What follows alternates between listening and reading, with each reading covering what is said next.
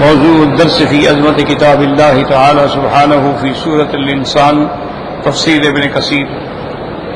الحمد للہ رب العالمین، والصلاة والسلام علی اشرف الانبیاء وسید المرسلین سیدنا محمد وعلی آلہ واصحابہ اجمعین۔ اللہم صل علی سیدنا محمد وعلی آل سیدنا محمد كما صليت على إبراهيم وعلى آل إبراهيم في العالمين إنك حميد مجيد۔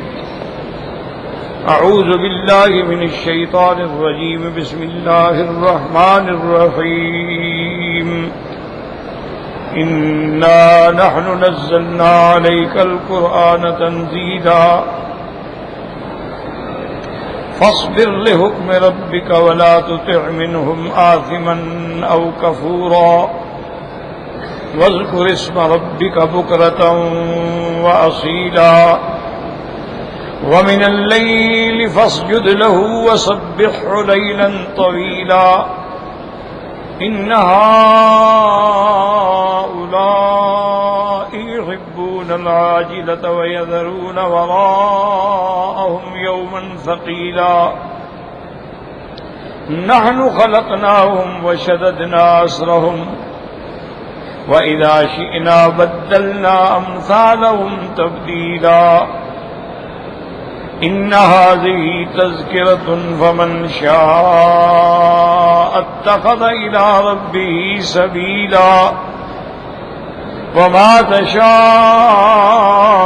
إلا أن يشاء الله إن الله كان عليما حكيما يدخل من يشاء في رحمته والظالمين أعد لهم عذابا أليما۔ قال المؤلف والمفسر رحمه الله تعالى أدام النفع بعلومه وعلومكم في الدارين آمين، إلى أن قال يقول تعالى ممتنا على رسوله صلى الله عليه وسلم بما أنزله عليه من القرآن العظيم تنزيلا۔ اب مفسر رحمۃ اللہ علیہ فرماتی ہیں کہ ان آیات میں اللہ نے اپنے احسان کا ذکر فرمایا اپنے نبی پاک حضور صلی اللہ علیہ وسلم پہ کہ جو اللہ نے آپ پہ قرآن اتارا، اور قرآن ایسا آہستہ آہستہ تھوڑا تھوڑا کر کے اتارا۔ ایک تو قرآن اتارا، پھر اس کو بھی مختلف اوقات میں اتارا۔ فاصبر لحکم ربک أي كما أمرتك بما أنزلت عليك فاصبر على قضائه وقدره واعلم أنه سيدبرك بحسن تدبيره۔ فاصبر، اللہ نے حکم فرمایا کہ جیسے ہم نے آپ کو مقام دیا، عزت دی، آپ پر انعام فرمایا کہ آپ پہ ایسی عظیم کتاب فرمائی، تو اب آپ پہ بھی لازم ہے کہ اس کی قضاء و قدر پہ راضی رہیں اور برداشت کریں اور صبر کریں۔ وَاعْلَمْ أَنَّهُ سَيُدَبِّرُكَ بِحُسْنِ تَدْبِيرِهِ، اور جان لیں کہ اللہ کے قرآن جو ہیں آپ کو بہتر تدبیر سے تربیت دیں گے، اس کے مطابق آپ چلیں گے تو کامرانی ہوگی۔ وَلَا تُطِعْ مِنْهُمْ آثِمًا أَوْ كَفُورًا، أي لا تطع الكافرين والمنافقين إن أرادوا صدك عما أنزل إليك بل بلغ ما أنزل إليك من ربك وتوكل على الله فإن الله يعصمك من الناس فالآثم هو الفاجر في أفعاله والکفور هو الکافر قلبہ۔ اب اللہ پاک نے فرمایا کہ آپ کافروں اور منافقوں کی ہرگز بات نہ سنیں، وہ چاہیں گے کہ آپ کو روکیں اس بات سے کہ جو اللہ نے آپ پہ قرآن اتارا ہے آپ آگے نہ پہنچائیں، تبلیغ نہ کریں، لیکن آپ ان کی بات کی ہرگز توجہ بھی نہ کریں۔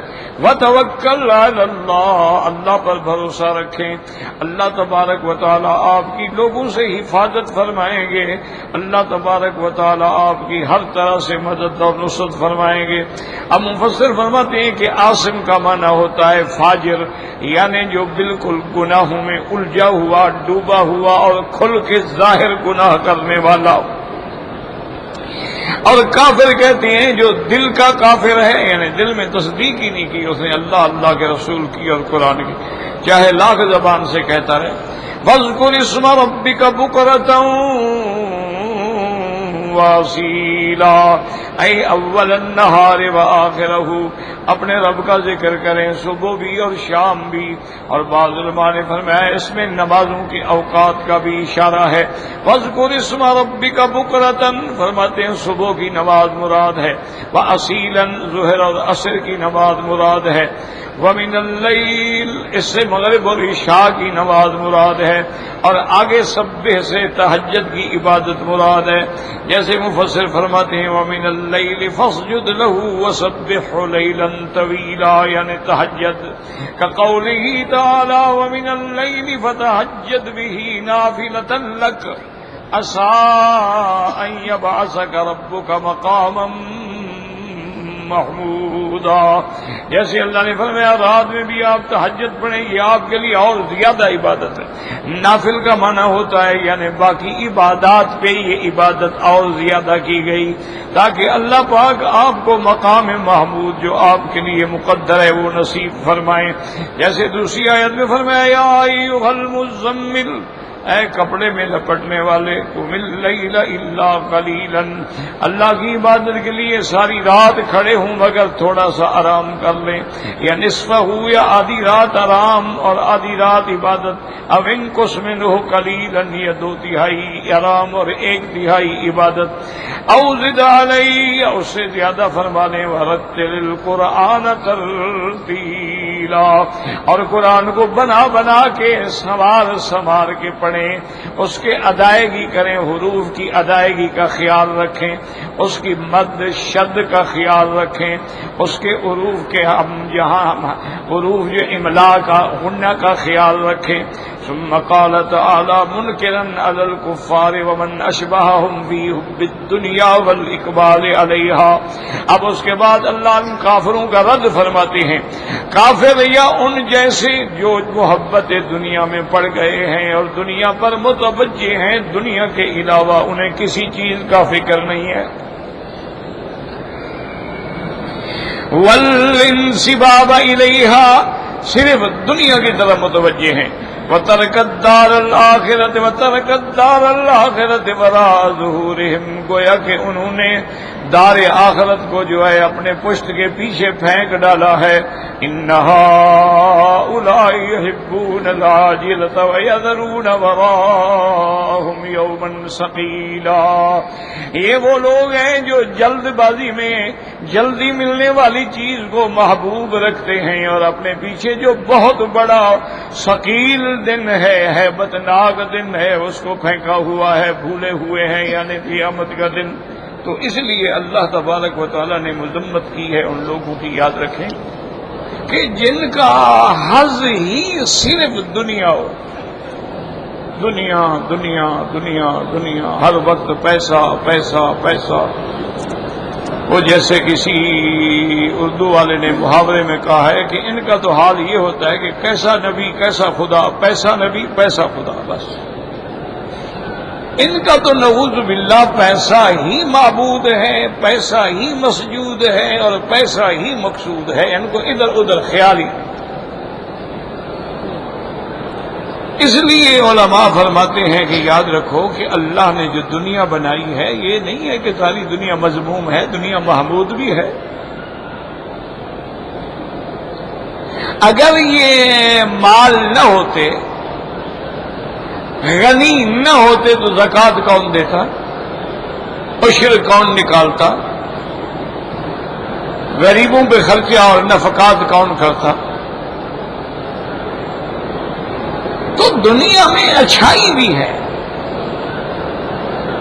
لیکن اس لیے قرآن نے ہمیں جو دعا سکھائی کہ ربنا آتنا فی الدنیا حسنۃ وفی الآخرۃ حسنۃ وقنا عذاب النار، دنیا میں بھی بھلائی اور آخرت میں بھی بھلائی۔ اب دیکھیں سیدہ خدیجہ کا مال ہے، کتنی مالدار خاتون ہے کہ مکے میں اس کے مقابلے پہ کوئی خاتون نہیں تھی، سارا مال محمد مدنی کے قدموں میں ڈال دیا۔ سیدنا ابو بکر رضی اللہ تعالی عنہ نے جب اسلام لائے ہیں تو اس دور میں ان کے پاس 40,000 دینار کی تجارت تھی. سارا مال حضور پہ قربان کر دیا، حتیٰ کہ کپڑے بھی نہیں تھے، اس کو کانٹے لگا کے بیٹھے ہوتے.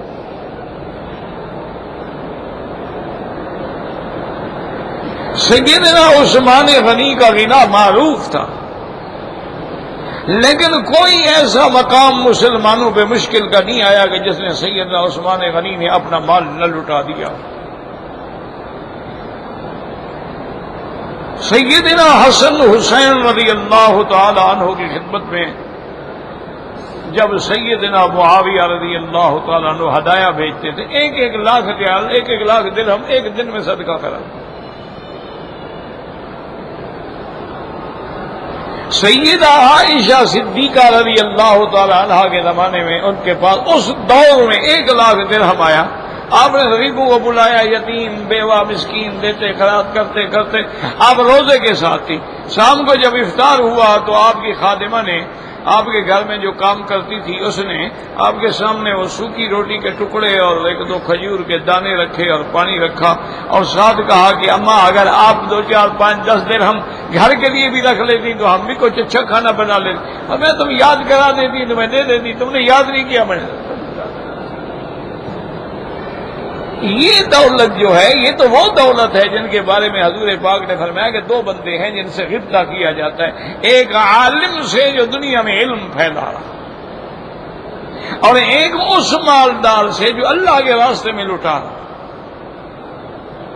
تو یاد رکھیں یہ معنی نہیں ہے کہ دنیا کی یہ دولت جو ہے بالکل نعوذ باللہ نہ آدمی تجارت کرے، نہ کاروبار کرے، نہ پیسہ رکھے، نہ پیسہ بنائے. نہیں، حضور کا حکم ہے اپنے خاندان کو اغنیا چھوڑ کے جاؤ. یہ نہ ہو کہ تمہارے مرنے کے بعد جو ہے وہ لوگوں سے بھیک مانگتے رہے.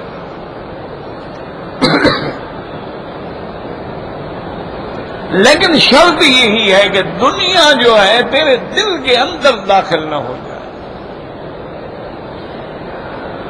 اسی لیے اولیاء اللہ کی یہ صفت ہوتی ہے کہ دنیا ہے تو کوئی خوشی نہیں ہے تو غم نہیں.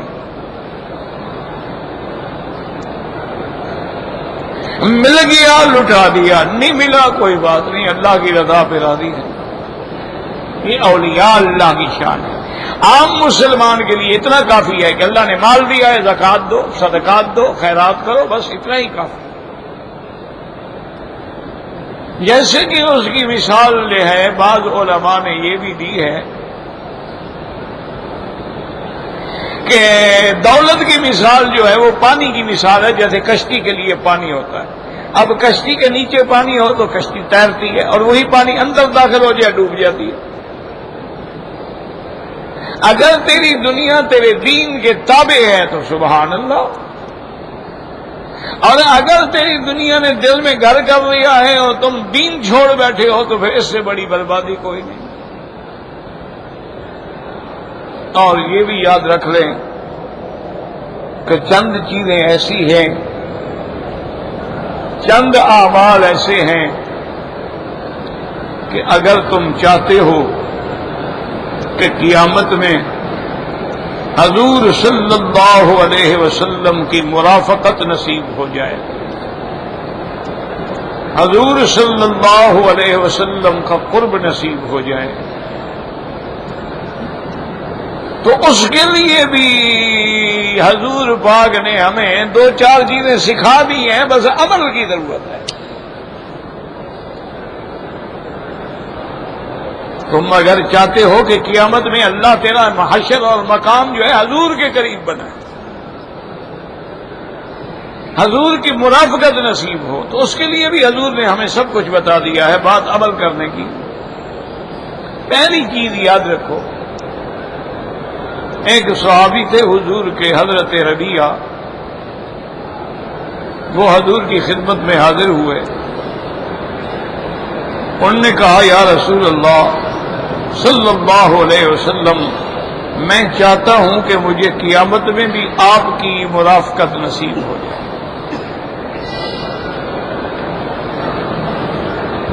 حضور نے فرمایا علیک بکثرت السجود، زیادہ نماز پڑھا کرو، زیادہ اللہ کے آگے سجدے کیا کرو، یہ کثرت سجود جو ہے یہ تمہیں قیامت والے دن میرے ساتھ کر دے گی۔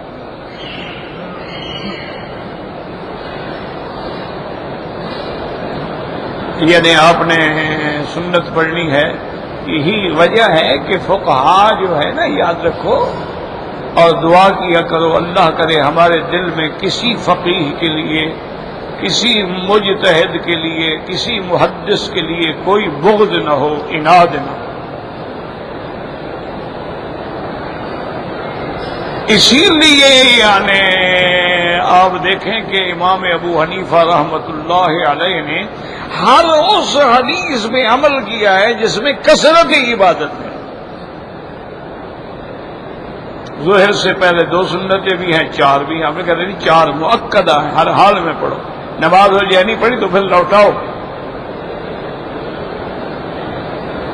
بعد میں 2 رکعت مؤکدہ ہیں۔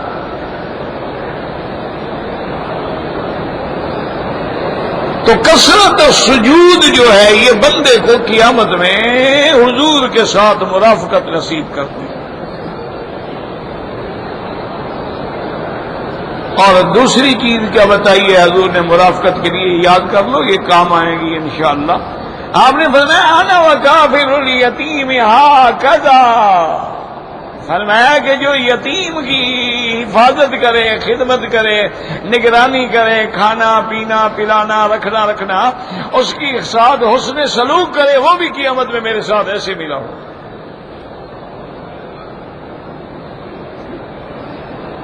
اور آپ نے فرمایا خیر بیت المسلمین، مسلمانوں کا وہ گھر سب سے اچھا ہے جس میں یتیم ہو اور اس کے ساتھ حسن سلوک،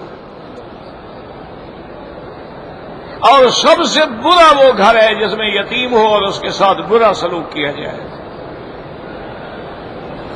حضور نے فرمایا کہ جب تم یتیم کو مارتے ہو اور یتیم روتا ہے، اللہ کا عرش ہل جاتا ہے۔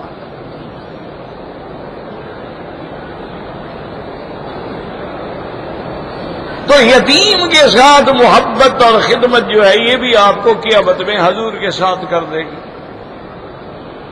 یہ 2 چیزیں ہو گئی۔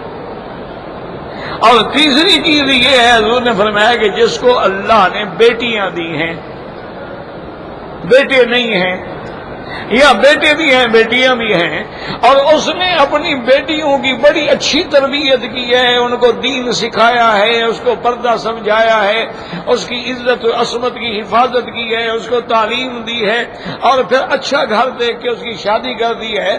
فرمایا جس گھر میں 2 جاریتین، صرف 2 بیٹیوں کی بھی حفاظت کرے گا، وہ بھی قیامت میں میرے ساتھ اکٹھے ہو۔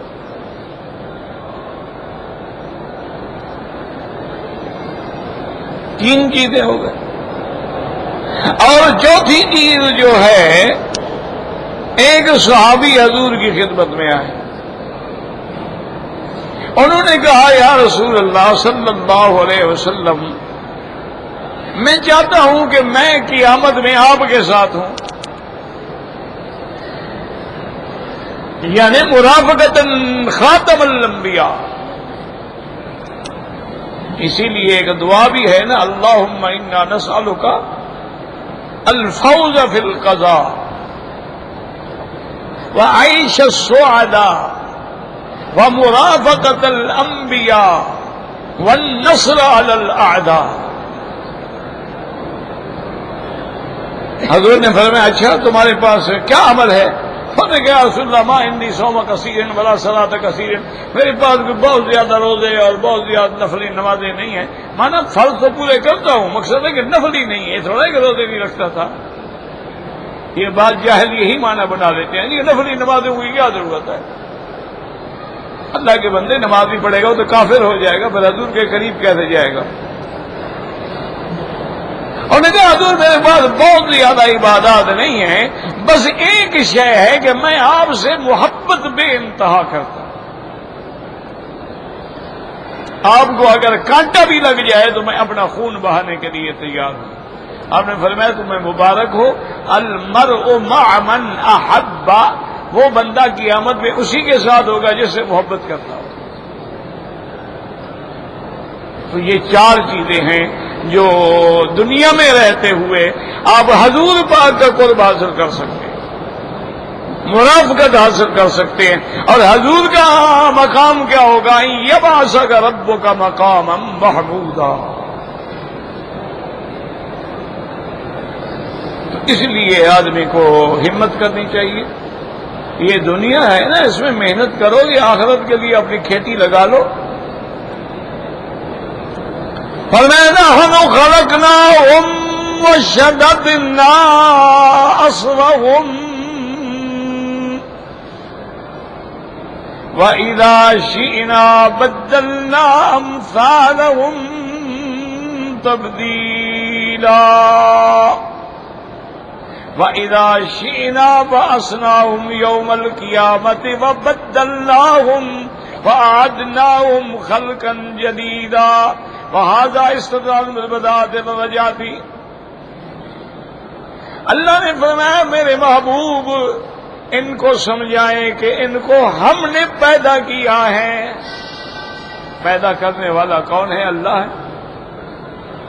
قل اللہ خالق کل شیء، وہی ذات ہے جس نے پیدا کیا. وہی ذات ہے کہ جس نے ساری مخلوق کو پیدا کیا اور انسانوں کو بھی پیدا کیا ہے. وَشَدَّدْنَا أَسْرَهُمْ، اور ہم نے ان کے جوڑوں کو بہت سختی سے مضبوطی سے باندھا ہے. کیا مانا کہ اللہ نے انسان میں، اب آپ دیکھیں نا جی کہ صرف ہاتھ ہے، اس میں کتنے جوڑ ہیں؟ ایک انگلی میں کتنے جوڑ ہیں؟ پھر 5 میں کتنے جوڑ ہو گئے؟ پھر آپ کی کلائی میں کتنے جوڑ ہیں؟ پھر آپ کے مرفق میں کتنا جوڑ ہے؟ پھر آپ کے کندھے میں کتنا جوڑ ہے؟ پھر آپ کے گھٹنوں میں اور پاؤں میں اور انگلیوں میں کتنے جوڑ ہیں؟ اور اللہ فرماتے ہم نے اس جوڑوں کو ایسا قوت سے باندھ دیا ہے کہ اگر 100 سال عمر ہے تب بھی یہی چل رہے ہیں. پہلے زمانے میں بعض لوگوں کی عمر جو ہے 3-3 ہزار سال ہوتی تھی، جیسے نوح علیہ السلام، ان کے وہی جوڑ کام کر. 500 سال عمر ہوتی تھی، وہی جوڑ کام کر. یعنی آپ یقین کریں کہ آج لوہے کے بھی اگر آپ ایسی کوئی چیز بنائیں، جوڑ بنائیں، وہ بھی 20 سال 30 سال 40 سال 50 سال 100 سال کے بعد ختم ہو جائے گا. یا زنگ لگ جائے گا، یا گھس جائیں گے، یا وہ لوہا جو ہے کمزور ہو جائے گا. دیکھا نہیں عمارتوں میں کتنے بڑے بڑے گارڈر اور بڑے بڑے ٹیئر آپ ڈالتے ہیں، کتنے عرصے کے بعد ختم. آپ لوہے کے پل بناتے ہیں، کتنے عرصے کے بعد ختم. اللہ نے فرمایا اسی پہ غور کر لو کہ اگر ہم اس کو ایسے بنانے پہ قادر ہیں تو اس کو فنا کرنے پہ بھی قادر ہیں، اور اگر اس کے بنانے پہ قادر ہیں تو دوبارہ بنانے پہ بھی قادر ہیں. نحن خلقناہم وشددنا اسرہم وَإِذَا شِئْنَا بَدَّلْنَا أَمْثَالَهُمْ تَبْدِيلًا. یاد رکھیں اس میں 2 ترجمے ہیں. ایک وہ ہے جو مفسر نے کیا، وَإِذَا شِئْنَا کہ اگر ہم چاہیں تو قیامت میں جب ان کو دوبارہ کھڑا کریں گے تو اللہ تبارک و تعالیٰ فرماتے ہیں ان کے بجائے بَدَّلْنَاهُمْ أَحْسَنَ تَبْدِيلًا، بہتر ان کو شکل عطا فرما دیں، یعنی دوبارہ پیدا کریں. کیونکہ دوبارہ پیدا کر کے تو کوئی بوڑھا بھی نہیں ہوگا، سب جوان ہو گئے جنت میں جائیں گے. اگر نعوذ باللہ جہنم ہے تب بھی جوان ہو گئے جہنم میں جائے گا، تو شکل بدل دی نا دوبارہ. ایک ترجمہ یہ ہے.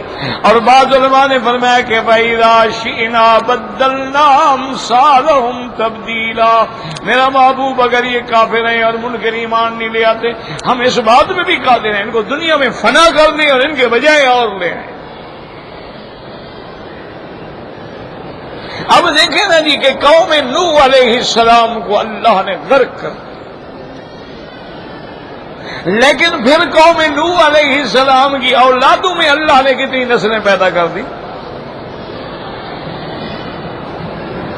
اللہ تبارک و تعالیٰ نے قوم لوط کو بالکلیہ برباد کر دیا، لیکن ان کے بعد پھر اور قومیں پیدا ہو گئی. تو اللہ نے فرمایا ہم تو اس بات پہ بھی قادر ہیں کہ ہم ان کو مٹا دیں. الا ان نبدل امثالکم، تمہاری طرح ایک اور مخلوق لے آئے. تو یہ 2 قول ہو گئے. اور ایک تیسرا قول بھی ہے مفسرین کا، فَإِذَا شِئْنَا بَدَّلْنَا أَمْثَالَهُمْ تَبْدِيلًا. تبدیلا، میرے محبوب آپ صبر کریں، ہم جب چاہیں گے ان سے بہتر ہم تمہیں عطا فرما دیں گے۔ مکہ میں تمہارے دشمن ہیں، کافر ہیں، مشرک ہیں، مدینے میں جب آپ جائیں گے تو سارے محبت کرنے والے، جان نچھاور کرنے والے ہم آپ کو دے دیں، ہم تبدیل کر دیں، بدلنا امثالہم تبدیلا، کہ ہم انصار آپ کو عطا فرما دیں۔ اسی لیے کبھی کبھی حضور فرماتے تھے الانصار شعار والناس دثار، یا حضور بڑے فصاحت ہیں نا، اور جوامع الکلم ہے نا، کہ ایسا کلمہ بولتے ہیں جس میں کروڑوں معنی ہیں۔ پر میں الانصار شعار، شعار کہتے ہیں وہ کپڑا جو تمہارے بدن کو لگا ہوا ہے، اور دثار کہتے ہیں وہ کپڑا جو تم نے اس کے اوپر اوڑھا ہوا ہے۔ اور میں انصار تو میرے شعار ہیں، وہ تو میرے جسد کے قریب ہیں، باقی لوگ تو دثار ہیں۔ یعنی کتنی بڑی محبت ہے۔ اور اللہ کے نبی نے فرمایا کہ اگر اللہ مجھے اختیار دیتے کہ کون سی وادی اختیار کر دو تو میں انصار کی وادی اختیار کرتا۔ تو اللہ نے ایسے جانثار عطا فرمائے، ایسے محبت کرنے والے عطا فرمائے، جنہوں نے اپنا سب کچھ محمد مدنی پہ قربان فرما دیا۔ فرمایا نحن خلقناهم وشددنا اسرهم فاذا شئنا بدلنا امثالهم تبدیلا۔ مفسر فرماتے ہیں وہذا استدلال بالبداءۃ علی الرجعۃ، یعنی یہ دلیل ہے کہ جو اب اول بنانے پہ قادر ہے وہ تمہیں دوبارہ بنانے پر بھی قادر ہے۔ وقال ابن زید و ابن جریر وَإِذَا شِئْنَا بَدَّلْنَا أَمْثَالَهُمْ تَبْدِيلًا، أي إِذَا شِئْنَا أَتَيْنَا بِقَوْمٍ آخَرِينَ غَيْرَهُمْ، ہم ان کے بجائے اور قوم لے آئے۔ جیسے اللہ فرماتے ہیں يَشَاءُ يُذْهِبْكُمْ أَيُّهَا النَّاسُ وَيَأْتِ بِآخَرِينَ، اللہ چاہے تمہیں فنا کر دے اور لے آئے۔ وَكَانَ اللَّهُ عَلَى ذَلِكَ قَدِيرًا، وجیسے اللہ نے فرمایا إِن يَشَاءُ يُذْهِبْكُمْ وَيَأْتِ بِخَلْقٍ جَدِيدٍ، اللہ چاہے تمہیں ختم کر دے اور خلق جدید لے آئے۔ وَمَا ذَلِكَ عَلَى اللَّهِ بِعَزِيزٍ۔ ثُمَّ قَالَ تَعَالَىٰ إِنَّ هَٰذِهِ تَذْكِرَةٌ، یعنی هذه السورہ، یہ سورت مبارک جو ہے یہ عبرت دلانے والی ہے، یہ یاد دلانے والی ہے، یہ جھنجھوڑنے والی ہے۔ فَمَن شَاءَ اتَّخَذَ إِلَىٰ رَبِّهِ سَبِيلًا، أي طریقاً ومسلکاً، أي من شاء اهتدى بالقرآن، اب جو چاہے قرآن کے ذریعے ہدایت کا رستہ پکڑ لے اور اس پہ چل پڑے۔ جیسے اللہ فرماتے ہیں ماذا علیہم لو آمنوا باللہ والیوم الآخر، اگر وہ ایمان لے آئیں تو اللہ کے لیے کیا ہے۔ جیسے فرماتے ہیں ثم قال تعالی وما تشاءون الا ان یشاء اللہ، اے لا یقدر احد ان یہدی نفسہ ولا يدخل فی الایمان ولا یجر لنفسہ نفعا، اللہ نے فرمایا کسی کی طاقت نہیں کہ اپنے آپ کو ہدایت دے دے، اپنے لیے نفع حاصل کر لے، سب کچھ اللہ کی ہدایت سے ہوتا ہے۔ من یہد اللہ فلا مضل لہ ومن یضللہ فلا ہادی لہ، جس کو اللہ چاہے ہدایت دے دے اور جس کو اللہ چاہے گمراہ کر دے۔ اسی لیے علامہ اقبال نے بھی کہا تھا کہ یہ اللہ کی شان ہے کہ بلال از حبش سہیب از روم، بلال دیکھو کہاں حبشے سے آیا، سہیب روم سے آیا، ابو جہل مکہ ہی جب اللہ جبی، وہ جنت کا سردار بنا اور ابو جہل جہنم کا حقدار بنا۔ یہ میرے مولا کی شان ہے، جو چاہے کر۔ ہدایت دینے پہ آ جائے تو بلال کو جنت کا سردار بنا دے، اور ناراضی پہ آ جائے تو ابھی لہب عتبہ عتیبہ شیبہ ربیعہ ولید سب کو جہنم کا ایندھن بنا دے، حالانکہ وہ تو حضور کے رشتہ دار تھے۔ اللہ اگر چاہے تو نوح علیہ السلام کے پہ رسول اول رسول اس کے بیٹے کو جہنم میں ڈال دے گا، اللہ اگر چاہے تو حضرت ابراہیم کے ابا آزر کو جہنم میں ڈال دے، اللہ کو کون روکے گا۔ اسی لیے جب ابو طالب ایمان نہیں لائے نا تو حضور روتے ہوئے اٹھ گئے، حضور کے آنسو بہے کہ اتنا میرا محسن میرا خدمت گزار، میرا وفادار، ہر جگہ میرا ساتھ دینے والا، افسوس ہے کہ ایمان نہ لایا جہنم۔ تو اس میں بھی اللہ کی ناراضگی آ گئی کہ میرے محبوب آپ کیوں غم کر رہے ہیں؟ انک لا تہدی من احببت، آپ کے پاس ہدایت نہیں ہے کہ جس کو محبوب رکھیں ہدایت دے، ہدایت تو میرے ہاتھ میں، میری مرضی۔ یعنی بجائے تسلی کے الٹا عتاب آ گیا۔ اللہ اکبر، اللہ اکبر۔ اللہ پاک امتحان سے بچائے۔ ایک روایت میں آتا ہے کہ حضرت علی رضی اللہ تعالی عنہ حضور کے پاس آئے اور کہا ان امک الضال قد مات، یا رسول اللہ تیرا گمراہ چاچا مر گیا، اب میرے لیے کیا حکم ہے؟ میں اس کو دفن بھی کر سکتا ہوں کہ نہیں کر سکتا؟ اگر آپ کی اجازت نہ ہو تو میں اس کے دفن میں بھی نہیں جاؤں گا۔ آپ نے فرمایا فبارے ہو جاؤ، اس کو دفن کرو۔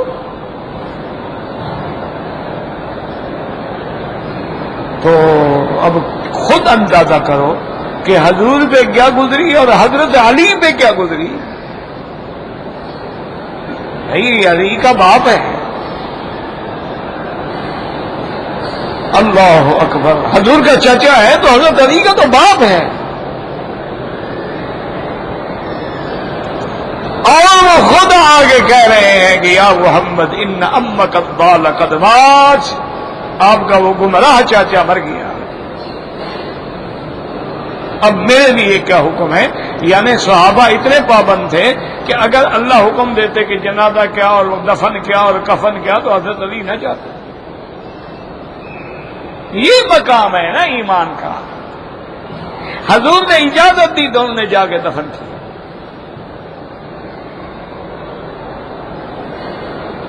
اللہ اکبر، اللہ پاک رحمت فرمائے۔ دعا کیا کریں کہ اللہ ہدایت کے فیصلے فرمائے، اور دعا بھی کریں۔ ہمارے ایک بہت اچھے دوست ہیں، بہت بڑے قاری اور بہت بڑے خطیب، حضرت قاری محمد طیب صاحب ہانگ کانگ والے، ان کے بھائی فوت ہو گئے، اللہ ان کی مغفرت فرمائے، اللہ ان کے درجات بلند فرمائے۔ وہ کبیر والا میں رہتے تھے، تو آج ہی ان کی وفات ہو گئی ہے۔ اسی طرح ہمارے بہت بڑے بزرگ، اور اس دور میں، اس زمانے میں، یعنی علاقے میں ان جیسا ہم نے آدمی صحیح العقیدہ، شریعت اور طریقت پہ مضبوط چلنے والا بندہ نہیں دیکھا۔ میاں مسعود احمد دین پوری رحمت اللہ علیہ، ان کی بھی بیوی وفات ہو گئی۔ اللہم اغفرہم وارحمہم وتجاوز عنہم، اور دعا کریں جتنے بھی فوت ہو گئے اللہ سب کی قبروں پہ کروڑوں رحمتیں فرمائے، اور جو زندہ ہیں ہدایت نصیب فرمائے، جو بیمار ہیں شفا نصیب فرمائے۔ اللہ یشاء اللہ ان اللہ کان علیما حکیما، علیم بمن یستحق الہدایہ ویسرھا لہ ویقبضھا ویقید لہ اسبابا۔ اللہ جانتے ہیں کہ ہدایت کا مستحق کون ہے، اس کے لیے ہدایت کا رستہ آسان کر دیتے ہیں، اسباب بھی پیدا فرما دیتے ہیں۔ ومن یستحق الغوایۃ، اور جو گمراہی کا حقدار ہے اس کو ہدایت سے پھیر دیتے ہیں۔ وَلَهُ الْحِکْمَةُ الْبَالِغَةُ وَالْحُجَّةُ الدَّامِغَةُ، اسی کی حکمتیں ہیں، وہ جانے، اس کے راز جانے۔ وَلِهَذَا قَالَ تَعَالَىٰ فَإِنَّ اللَّهَ كَانَ عَلِيمًا حَكِيمًا، اللہ علم والے ہیں اور حکمت والے ہیں، جس کو ہدایت دیں جس کو نہ دیں۔ يُدْخِلُ مَن يَشَاءُ فِي رَحْمَتِهِ، جس کو چاہے رحمت میں داخل کر دیں۔ وَالظَّالِمِينَ أَعَدَّ لَهُمْ عَذَابًا أَلِيمًا، مانا کیا ہوگا؟ یہدی من یشاء ویضل من یشاء ومن یہد فلا مضل له ومن یضلل فلا ہادی له، وہ جس کو چاہے ہدایت دیں اور جس کو چاہے گمراہ کریں، بس جس کو چاہے ہدایت دیں اس کو کوئی گمراہ نہیں کر سکتا، اور جس کو گمراہ کر دیں اس کو کوئی ہدایت نہیں دے سکتا۔ الحمدللہ، آخر تفسیر سورۃ الانسان وللہ الحمد والمنہ۔ ہم نے سورۃ الدہر اور سورۃ الانسان کی تفسیر اللہ کی رحمت سے پڑھی، انشاءاللہ اللہ نصیب فرمائیں گے اس کے بعد سورۃ المرسلات۔ واللہ اعلم۔ کہ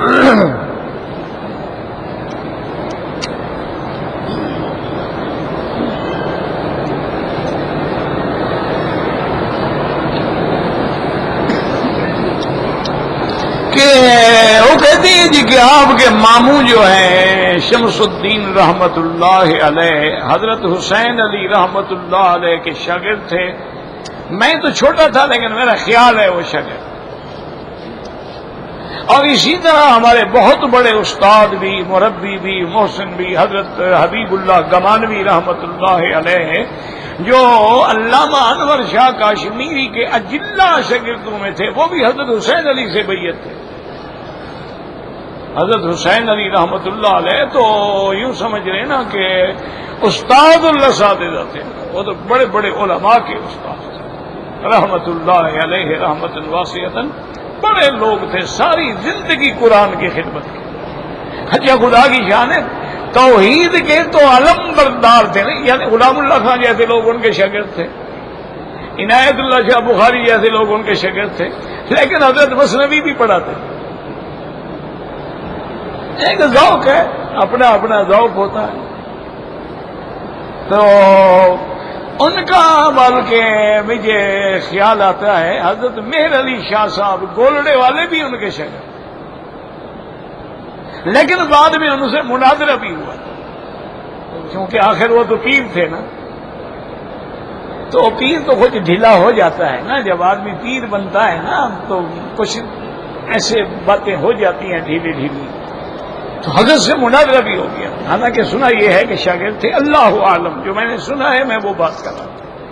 باقی اس میں تو کوئی شک نہیں نا کہ حضرت عنایت اللہ شاہ بخاری، حضرت مولانا غلام اللہ خان مرحوم، یہ تو لازمی ہے، اس میں تو شبہ ہی نہیں ہے نا کہ ان کے شاگرد تھے. اور میرا یہ خیال تقریباً 100% یہ ہے کہ میرے ماموں بھی شاگرد تھے، اور میرے استاد جو تھے وہ ان کے خلیفہ تھے، ان سے بیعت تھی. والد صاحب رحمت اللہ علیہ بھی فرماتے ہیں کہ میں بھی گیا تھا حضرت حسین علی رحمت اللہ علیہ کی خدمت میں. کہتے ہیں مجھے آپ کے استاد لے گئے تھے حبیب اللہ گمانوی، اور مجھے انہوں نے فرمایا کہ میں حضرت کی صحبت میں گیا ہوں تو چند گھنٹوں کے بعد میرا دل جو ہے وہ ذکر اللہ پہ جاری ہو گیا. وہ کہتے ہیں میں گیا 2 دن رہا. میں نے کہا حضرت ان کا دل تو جاری ہو گیا، میں تو 2 دن سے آپ کے پاس بیٹھا ہوں، میرے دل کو تو کچھ بھی نہیں ہوتا.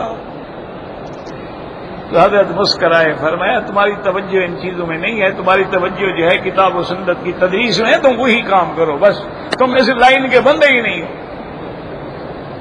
تم جس لائن پہ ہو اسی پہ لگے رہو. بس تمہارا کام ہے پڑھنا پڑھانا، تمہیں اس کے بغیر کوئی توجہ ہی نہیں. حضرت شاہ صاحب نے بھی کہا تھا کہ میرا دل کرتا ہے تمہیں ایک وظیفہ بتاؤں، لیکن مجھے پتا ہے تم وظیفہ بھی نہیں پڑھو. تو انہوں نے بھی میرے حضرت صاحب کے لیے، میرے والد صاحب اس وقت بالکل غربت تھی، یعنی غربت کی انتہا یہ تھی کہ ہمارے گاؤں سے بہاولپور تقریباً کوئی 40 میل کا فاصلہ ہے. والد صاحب پیدل گئے تھے، کرائے کے پیسے نہیں تھے.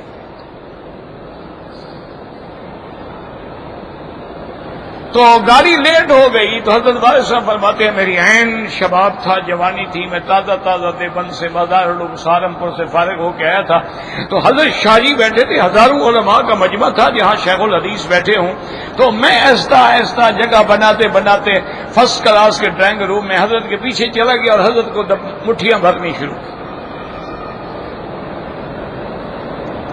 فرماتی ہیں کہ حضرت نے ایک دفعہ تو دیکھا کون ہے، پھر اس کے بعد بے تکلف تھے، کبھی یہ ہاتھ دے دیتے، کبھی یہ ہاتھ دے دیتے، کبھی یہ ٹانگ ادھر کر دیتے، کبھی یہ ٹانگ. میں بھی زور لگا کے جناب مٹھیاں بھر رہا تھا. سردیوں کا زمانہ تھا، میں پسینہ ہو گیا. 2 گھنٹے کے بعد گاڑی آ گئی. والد صاحب فرماتے ہیں مجھے کسی نے پیسے دیے تھے کہ حضرت کے ساتھ تم بھی چلے جاؤ گاڑی میں. حضرت شیخ آباد اور پھر لاہور اس طرح جا رہے تھے. تو میں 3rd کلاس میں تھا اور حضرت کے لیے تو بہرحال اہتمام کیا گیا تھا 1st کلاس کا.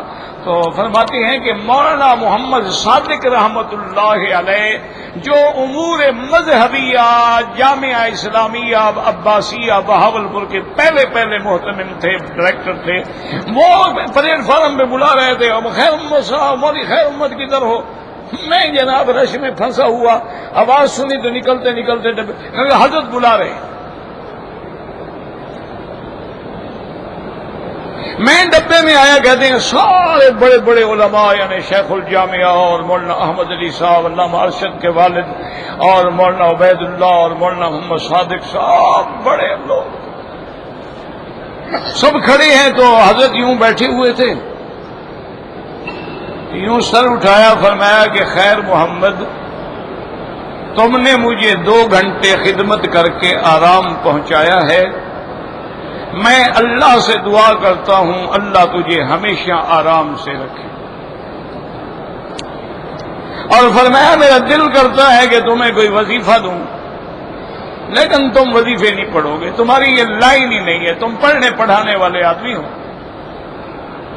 تمہیں ایک وظیفہ بتاتا ہوں کہ روزانہ 1 آیت قرآن کی اور 1 حدیث بخاری شریف کی, اس کا ترجمہ کر دیا کرو. آدمی ہوں نہ ہوں, اکیلے ہو, بندے ہیں, درس ہے, کوئی ہے, 1 آیت کم از کم زیادہ ہو تو سبحان اللہ, اور 1 حدیث مبارک بخاری شریف سے پڑھا دی, یہی تمہارا وظیفہ ہے. تو حضرت محمد شیخ صادق نے عرض کیا کہ حضرت سب کے لیے اجازت دے دیں, سارے علماء کو اجازت دے دیں, صرف مولوی خیر محمد کو دے رہے ہیں. آپ نے یہ لفظ فرمایا خاصتاً لہو, خاصتاً لہو, صرف اس کو اجازت. انہوں نے پھر کہا کہ حضرت سب کو اجازت دے دیں. فرمایا خدا کے بندے یہ میرا شاگرد بھی نہیں ہے, اس نے تو حضرت خلیل احمد سہارنپوری سے پڑھا ہے, اس نے تو شیخ الہند رحمت اللہ علیہ سے پڑھا ہے, اس نے تو شیخ یحییٰ رحمت اللہ علیہ سے پڑھا ہے. تم لوگوں کو تو شرم آئی, مجھے کسی نے مٹھیاں نہیں بھری, اس کو تو شرم نہیں آئی, اس کو تو علم کا تکبر نہیں تھا, یہ تو میری 2 گھنٹے بیچارہ خدمت کرتا رہا. تم لوگوں نے ہزار کی شیروانیاں پہنی ہوئی ہے, یہ غریب نے بیچارے نے ایک پرانی پھٹی پرانی چادر اوڑھی ہوئی ہے, یہ مستحق ہے کہ تم وظیفوں کے مستحق ہو, اور کسی کو اجازت نہیں, صرف اس کو اجازت. فاضل صاحب فرماتے ہیں میں نے بھی اسی دن سے پڑھنا شروع کر دیا. اور فرماتے ہیں اللہ جانے اس بزرگ کی دعا تھی کہ کیا تھا, بس ایسے یعنی انقلاب آتا گیا نا جی. 2 سال کے بعد والد صاحب اپنے علاقے کے سب سے بڑے ذمہ دار تھے. اللہ کبھی کوئی آ رہا ہے 10 ایکڑ زمین دے رہا ہے, کوئی 2 ایکڑ دے رہا ہے, کوئی 1 ایکڑ دے رہا ہے, کوئی 1 بیگھہ دے رہا ہے. بتاؤ, اور بات یہ ایسے اللہ نے مسخر کر دیا لوگوں کو. تو یہ بڑی باتیں ہیں میرے بھائی, وہ لوگ تھے. اصل بات یاد رکھو قرآن و حدیث. ایک بات کیا,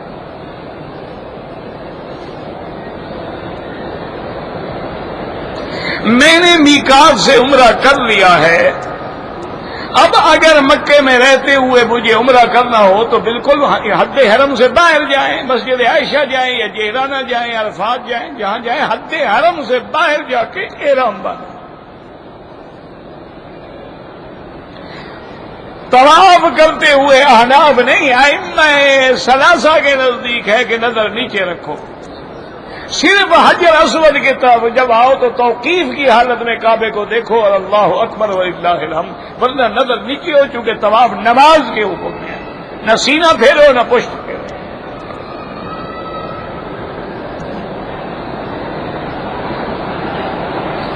کہتے جی کہ میں نماز جنازہ میں مثلاً 2 تکبیریں امام کہہ چکے تھے, بعد میں شامل ہوا, کوئی بات نہیں آپ دعا کریں, اور جب امام سلام پھیرے تو جلدی جلدی اللہ اکبر السلام علیکم, تکبیریں پوری کر لیں اپنے. جیسے نماز میں رکعتیں پوری کرتے ہو, جنازے میں تکبیریں پوری کر لو, بس بات اتنا ہے.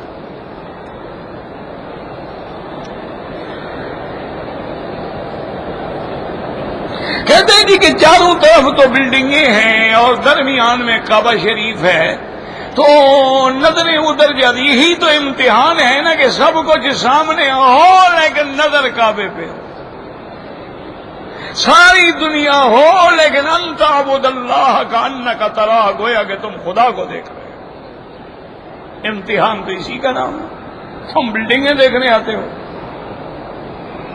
اور پھر کوئی دنیا میں بلڈنگ کعبے سے اونچی ہے ہی نہیں دنیا میں.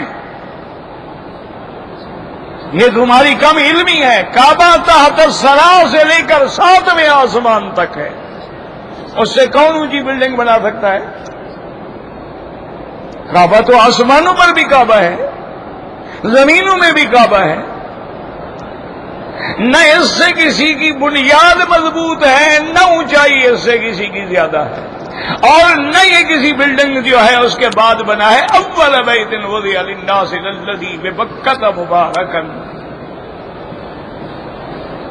اللہ اکبر۔ اسی لیے ایک اللہ والے کی خدمت میں کسی بزرگ نے، بادشاہ نے آ کے اتنی بڑی تھیلی سونے کی اشرفیوں کی پیش کی، حضرت نے دیکھی بھی نہیں، اٹھ کے چلے گئے۔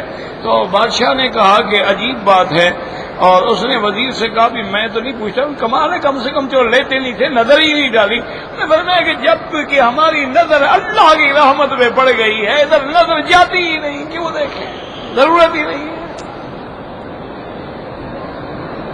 کمال تو یہی ہے نا جناب کہ خوبصورت بیوی ہے، موسم بڑا شاندار ہے، بستر بڑا نفیس ہے، لیکن وہ اٹھ کے تہجد پڑھ رہا ہے۔ سب کو چھوڑو، ایک سے جوڑو بس۔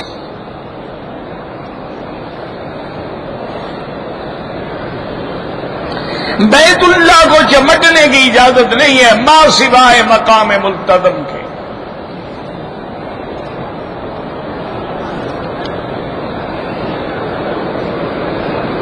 میرا نکاح جو ہے ایک بریلوی مولوی نے پڑھا تھا، حجاب قبول تو کرایا تھا، ہاں ٹھیک ہو گیا، خیر میرے کوئی مسئلہ نہیں۔ نکاح تو ایسی چیز ہے، اللہ نے کافروں کا بھی قبول کر لیا۔ حضور کا نکاح کس نے پڑھایا تھا؟ بھائی سرکار دو جہاں کا نکاح ابھی طالب چاچے نے نہیں پڑھایا تھا، وہ مسلمان تھا۔ اچھا، حضور کے داماد جو کافر تھے، جن کو حضور نے بیٹیاں دی ہیں، عمرو بن العاص بی بی زینب کا شوہر تھے، بعد میں اسلام لے آئے، حضور فرمایا بس نکاح وہی کافی ہے، دوبارہ نہیں، فکر نہ کرو، بیوی پکی ہے، جان چھڑانی ہے تو اور کئی رستے ہیں۔ اب اس کو یاد آیا ہے کہ میرا مولوی نکاح پڑھانے والا ہے صاحب۔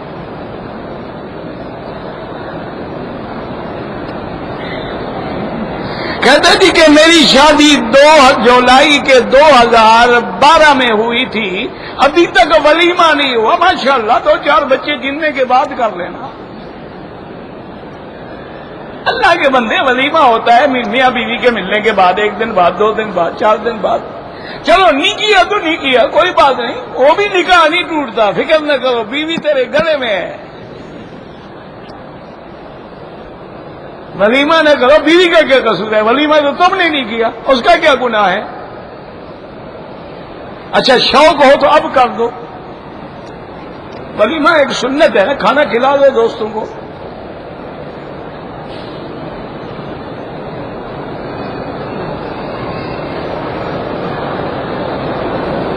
کہتے ہیں جی کہ میں جو ہے خلیج میں رہتا ہوں اور میں بڑا پریشان، کس امام کو فالو کروں؟ جناب جس کو بھی کرو گے حق ہے، کوئی بات ختم ہوگی۔ قرآن کی 7 قراتیں ہیں کہ نہیں؟ آپ قاری عاصم کی قرات پڑھتے ہیں، باقی 6 تو نہیں پڑھتے، لہذا قرآن پڑھنا صحیح ہے یا غلط ہے؟ تو یہ کیا آئے گا اختلاف ہے؟ تو تیرے دماغ میں کھناس ہے، یہ اختلاف نہیں ہے، ورنہ 7 قراتیں مختلف ہیں۔ ہم لوگ جو ہیں وہ قاری عاصم کی بے روایت حفظ پڑھتے ہیں، باقی ہم نہیں پڑھتے، لیکن چونکہ 7 روایتیں صحیح ہیں، ہم ایک پہ پڑھ رہے ہیں تو گویا صحیح قرآن پڑھیں۔ 4 امام برحق ہے، ہم ایک کی پیروی کریں تو صحیح کریں۔ اس میں کون سا تمہیں جی پریشانی ہو گئی ہے؟ پریشانی نہیں ہے، دین سے بھاگنے کے طریقے ہیں۔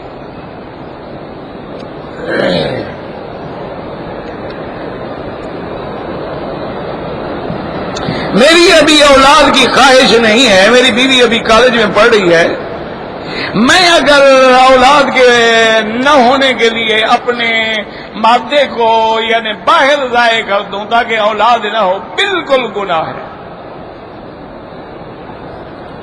عزل جو ہے وہ حرام ہے۔ اتنا اولاد زیادہ ہو گئی، بیوی بیمار ہو گئی، تحمل نہیں کر سکتی، وہاں وقفے کرنے کی اجازت ہے۔ اور خدا کا شکر کرو، بچوں والی نہیں پڑھتی ہیں، کئی بچوں والی عورتیں ہیں جن کو میں جانتا ہوں، انہوں نے قرآن حفظ کیا ہے، 2 بچے بھی ہیں۔ قرآن حفظ کرنا تو بہت مشکل ہے نا کالج پڑھنے سے۔ ایسی باتیں نہ کرو، اور کہیں ایسا نہ ہو کہ خدا ہمیشہ کے لیے اولاد سے محروم کر دے۔ اللہ کی نعمت کو مت روکو، اللہ انتظام کریں گے۔ اگر کوئی آدمی فوت ہو گئے ہیں ان کے لیے عمرہ کر سکتے، جو زندہ ہیں اور معذور نہیں ہیں ان کے لیے نہیں، وہ خود کریں۔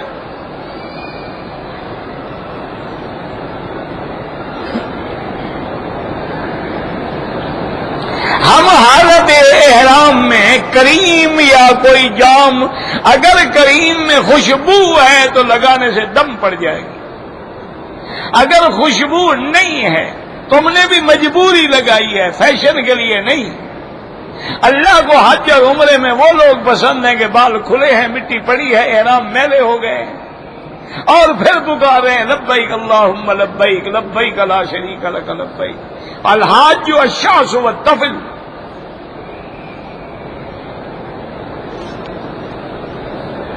اگر میرے ذہن میں برے وسوسے آتے ہیں کوئی بات نہیں، وسوسے آتے ہی اس کو ہیں جو ایمان والا ہے، کافر کو وسوسے نہیں آتے ہیں، اور اللہ نے جب معاف کر دی ہے فکر کرنے کی کیا ضرورت ہے جی۔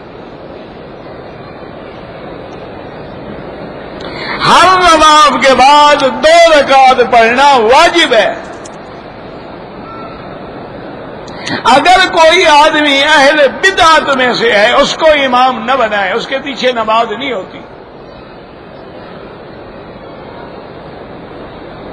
جو دنیا کا علم ہے بالکل اس کو بھی حاصل کرو، حضور نے صحابہ کو کہا تھا کہ دوسروں کی زبانیں سیکھو، تو دنیاوی علم منع تو نہیں ہے، لیکن اللہ رسول کو نہ چھوڑو، اللہ اور اللہ کے رسول، پہلے دین کا علم بھی حاصل کر لو، بنیادی علم ہی کم از کم حاصل کر لو، دنیاوی علم حاصل کرو کوئی بات نہیں۔ قرآن شریف جہاں پڑھیں گے ثواب برابر ہے نہیں ہے، حرم میں پڑھنے میں تو 1 لاکھ قرآن کا ثواب ملے گا۔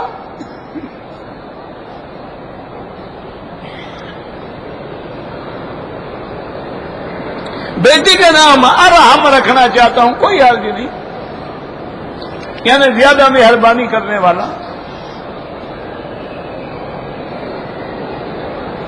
شدت فقر سے نجات کے لیے دعا کیا کریں، اللہم انی اعوذ بک من الکفر والفقر واعوذ بک من عذاب القبر، یہ دعا کیا کریں اور استغفار زیادہ پڑھا کریں۔ دعا قبول ہونے کے لیے 2 چیزیں ہیں، عقل حلال، صدق بقال۔ حلال کھانا شروع کر دو، سچ بولنا شروع کر دو، ہر دعا قبول ہوگی۔ جب اندر حرام جائے گا پھر کچھ بھی نہیں ہوتا۔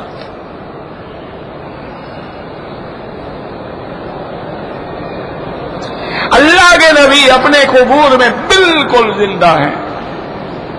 جب اللہ کے نبی نے فرما دیا زندہ ہے، باقی تشبیہیں دینا کس طرح زندہ ہے یہ گستاخی ہے، یاد رکھو۔ باقی وہ عالم برزخ ہے، اس میں کوئی شک ہے، وہاں دنیا کے احکام مرتب نہیں ہوتے۔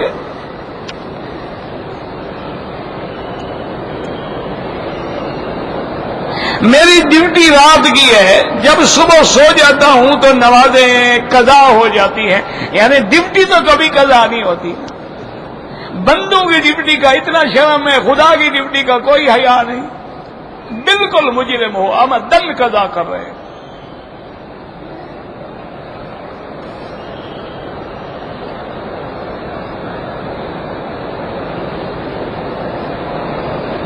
کوئی آدمی مصدق انجم، کسی کا نکاح ہے تو نکاح خاں سے کراؤ، میں تو نکاح خاں نہیں ہوں۔